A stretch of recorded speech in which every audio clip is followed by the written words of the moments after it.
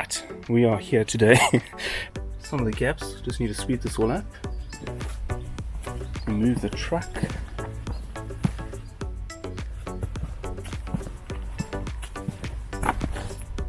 Gonna clean up some of these areas, vacuum this out. Sweep that all up, but the rest of it doesn't look too shabby. Some good big gaps there. Let's see how much this consumes. Stay tuned. Here with Russ. Russ has come to give us a hand on this wonderful job, and his wealth of experience outweighs mine, tips the scales quite dramatically. So it's good fun to have an extra pair of hands. So yeah, we're getting on, and I'll share what it looks like so far.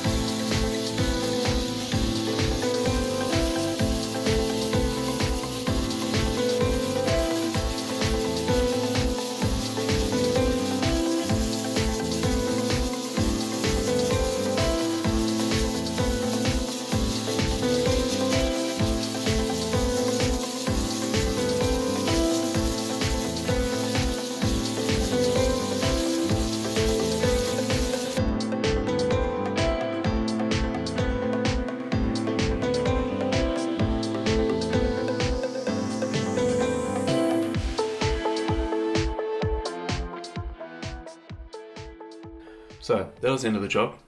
Really enjoyed the process. Jointed fine was really good to use.